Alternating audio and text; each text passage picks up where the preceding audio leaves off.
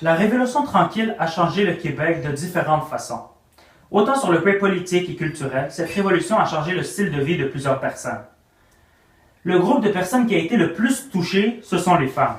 Dans la pièce de théâtre intitulée Les Belles Sœurs, écrite par le fameux Michel Tremblay, nous pouvons voir, telle une fenêtre, l'impact de la Révolution sur les femmes. Dans cette présentation, nous allons vous présenter plusieurs thèmes présents dans cette pièce.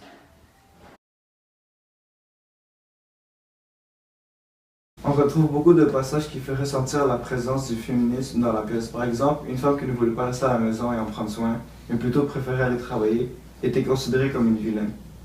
Car le rôle de la femme était de s'occuper de ses enfants, de la maison et de servir son mari. Un autre exemple dans le livre est quand Pierrette est partie du foyer de ses parents à un très bas âge. Elle a été considérée comme la vilaine de la famille, même une honte en particulier envers ses parents. Contrairement à aujourd'hui, une fille qui travaille dans un bar est considérée normale et n'est pas vue d'un œil croche par sa famille ou le reste de la société. Nous remarquons que Pierrette, dans le livre, était considérée comme la femme qui allait révolutionner l'image des femmes aux yeux de tout le monde.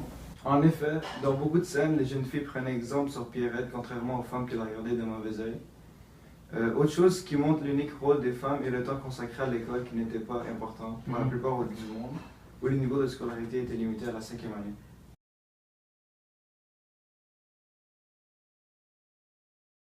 Alors, comme vous le savez tous, la religion était considérée très importante aux yeux de tout le monde. Dans presque chaque scène, les personnes font référence à Dieu. Par exemple, au début de la pièce, une des femmes rappelle les autres qu'il est 7 heures, l'heure du chapelet quotidien. Les femmes se pressent, soufflent la radio et se mettent à genoux, sauf Pierrette, ça faut pas l'oublier. Ça nous montre à quel point la religion est très importante, contrairement pour Pierrette, qui représente les temps modernes. Prenons aussi la scène d'Angéline Sauvé qui a été vue par Pierrette dans un club. Toutes les femmes ont été choquées de savoir qu'une femme aussi sainte pouvait aller dans des endroits considérés, dans ces années, un endroit vraiment contre la religion. Dans cette heure-là, toutes sortes de plaisirs étaient considérés comme tabous et interdits, surtout pour les femmes. Comme l'a dit Wissam, la femme était juste faite pour les travailler à la maison et s'occuper de sa famille. Passons à l'avortement. Lise est tombée enceinte de son copain. Elle était dans toutes ses étapes en sachant cette nouvelle.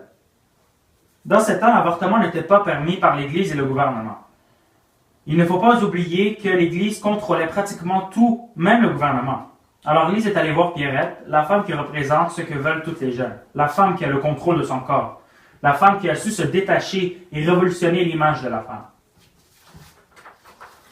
Pierrette a donc donné à Lise un numéro de téléphone du docteur pour qu'elle se fasse avorter. Linda a répondu en disant « Fais pas ça, Lise, ce serait un vrai crime. » Cela nous a bien montré la mentalité des personnes dans ce cas. Un autre exemple montrant que la religion était vraiment présente est la scène où Lise parle de la pudeur en Europe. Pour les femmes dans cette soirée, deux personnes qui s'embrassaient dans la rue ou dans les films, c'était considéré comme un grand manque de pudeur. Par rapport au style vestimentaire des jeunes dans ce temps-là, Rose Ouimet parlait d'une jeune fille qu'elle a vue porter des shorts, des simples shorts.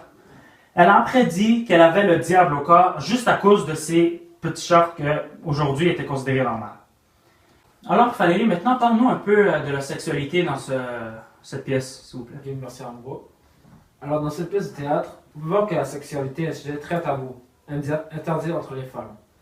La plupart d'entre eux, nés avant 1950 et qui vécurent leur jeunesse dans l'ère de Duplessis, considèrent le sexe comme une chose maudite. Seulement l'idée que le sexe puisse être utilisé pour du plaisir, pour s'amuser, plutôt que de faire un enfant, ou voir un homme et une femme non mariée avoir une relation amoureuse, les répugne.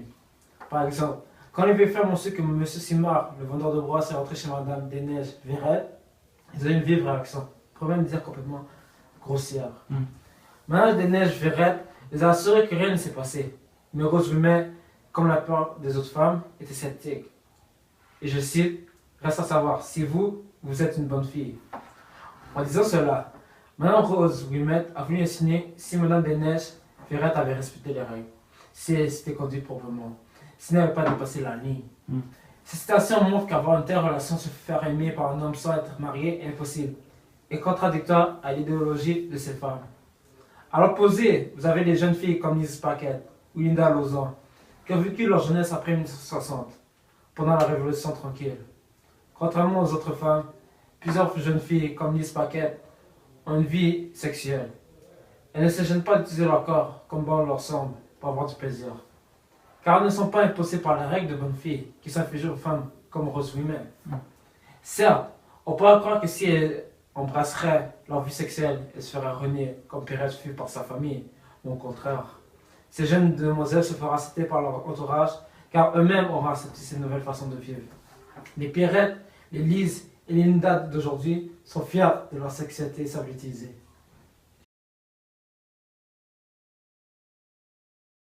Alors, Luca, maintenant parlons un peu du nationalisme dans ce roman, s'il vous plaît. Pas de problème. Donc maintenant, dirigeons-nous vers un thème assez important dans la pièce, le nationalisme.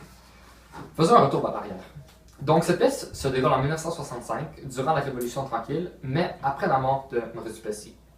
Cette époque est caractérisée comme une population ouvrière et est remplie de grosses familles. Durant cette pièce, nous apercevons une confrontation de mentalité entre les conservateurs, les souverainistes et les progressistes. Ce phénomène est illustré à travers les femmes aînées, mariées et soumises à leur famille, versus les filles qui sont jeunes, libres et éloignées des anciennes valeurs. Donc comme j'ai dit au début, cette pièce a lieu à Montréal lorsque les anciennes pensées de Duplessis sont encore gravées dans la mémoire des citoyens. Ceci dit, la transition à M. Lesage était difficile à accepter par les partisans de l'ancien premier ministre. Duplessis était un homme qui croyait fortement aux valeurs familiales, religieuses, à l'intérieur de son gouvernement, contrairement à son successeur, qui était un progressiste et beaucoup plus moderne. Voici un extrait qui démontre l'impact qu'il avait dans la société. Et je cite, Thérèse Dubuc, « J'ai découvert la voix mystérieuse aux radios la semaine passée. C'était la voix de Duplessis, une vieille voix. C'était mon mari qui l'avait trouvée. Ça fait que j'ai envoyé 24 lettres. Là, puis pour me porter chance, j'ai mis le nom de mon petit dernier. Paolo Dubuc. Grâce à cet extrait, nous pouvons déduire que les médias rendaient hommage à Duplessis en le mettant à la radio malgré sa mort. Ensuite, pour encore démontrer la présence du nationalisme, vers la fin de la pièce, toutes les femmes, sauf les jeunes, ont chanté le Haut-Canada. Cela illustre parfaitement l'attachement des aînés envers leur pays.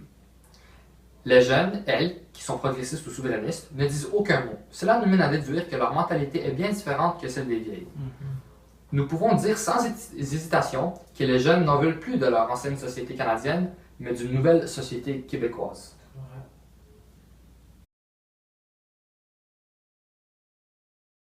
En conclusion, à travers les Belles-Sœurs, nous avons vu l'importance de la religion des années 1960 à aujourd'hui.